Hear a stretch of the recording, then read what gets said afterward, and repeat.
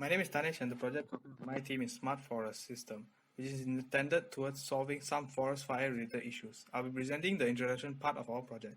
First of all, just a little background regarding forest fire. Basically, a forest fire are commonly known to be a natural phenomena where dried plants or even trees or leftover woods are actually caught on fire when they are hit by lightning strikes or even heat waves, which causes them to spread rapidly throughout the forest.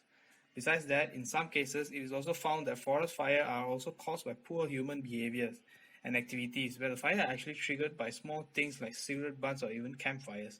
In addition to this, another aiding factor to forest fire which is also because of climate changes such as environmental temperature change or even drying out of the forest. With that, we have came up with the following problem statements. The first one is that response time towards countering the forest fire is too long. This is mainly due to the lack of proper monitoring tools available, which means that countermeasures can only be taken only after the fire outbreak has been reported to the fire department.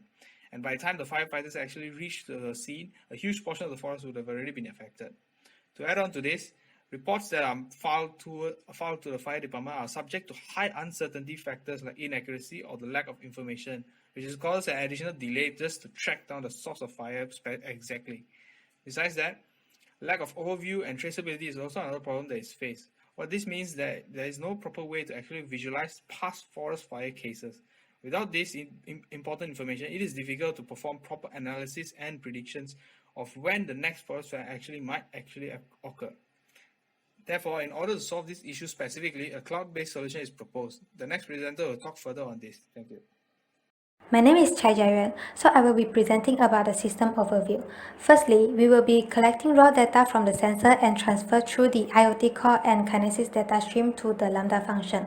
Raw data will be pre-processed in the Lambda function into an information and stored in SQL database. Data pipeline will move the data to storage devices. If there's anomaly detection, SNS will send notifications to the fire department. Meanwhile, Amazon QuickSight can get the information from storage device and perform data visualization. Next will be the value added by the Smart Forest system.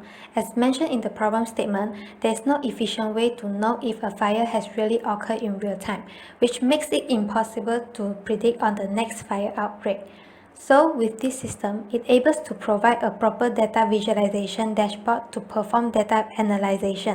The analyzed data can then be used to perform predictions on where and when the next potential fire outbreak to happen.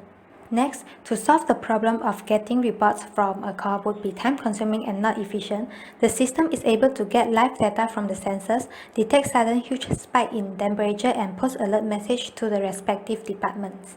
Generally, the system helps to increase overall time efficiency, response time, and reduce the amount of human errors. It also reduces the amount of staff's workload and allows them to focus more on higher value process like data analyzing, while the system will handle the lower value process of gathering and storing data. For the future work of this system, prediction on the potential fire occurrence areas can be done to reduce the workload of data analysts to perform all the predictions manually. Also, it helps to increase the work efficiency and response time. Drones could be used to get temperature data or image of the targeted area. It can also hover to places which human cannot or impossible to be at. Lastly, the data gathered can be used for machine learning or deep learning to predict potential places that the fire might break out. I'm Angkawing and I will talk about flow of architecture network and the services we have used in this project. This project have 8 services and 1 device. The device IoT sensor will send data to IoT core and IoT core will monitor these devices.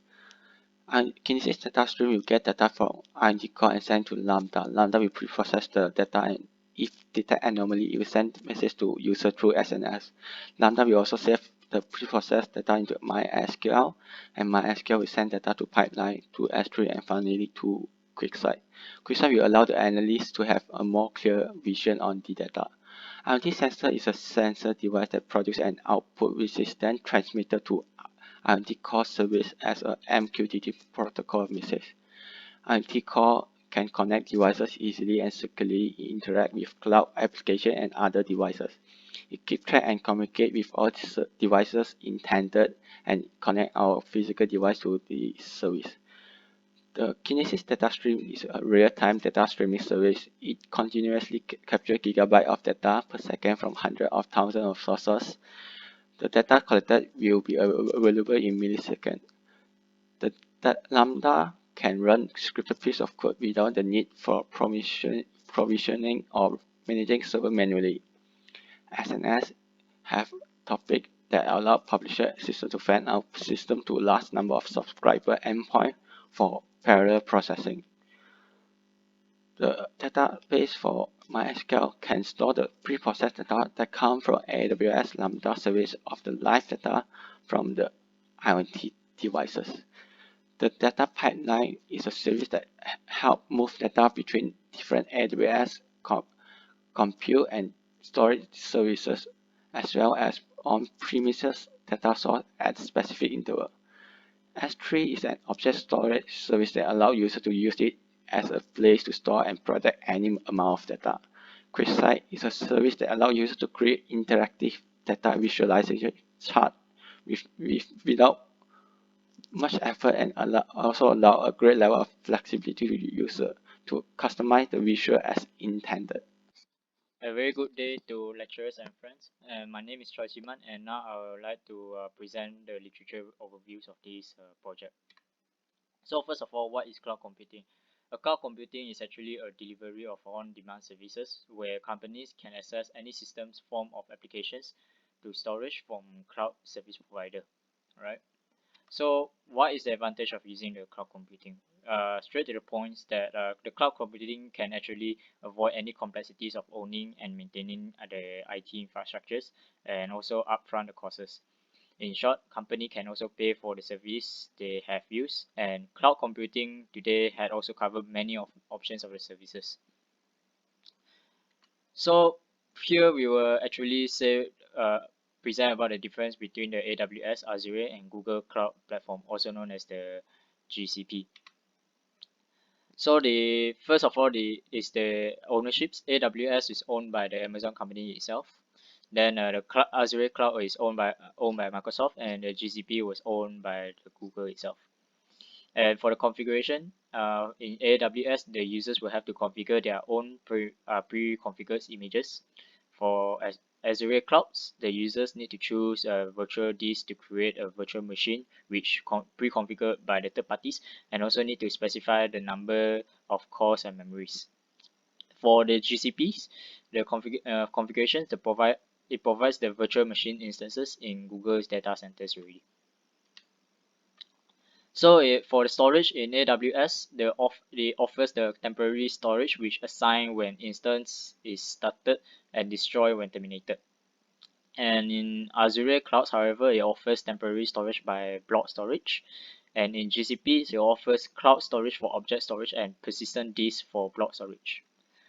A database in AWS, they use RDS for AWS, DynamoDB for NoSQL's AWS, and Elastic Cache for the caching process.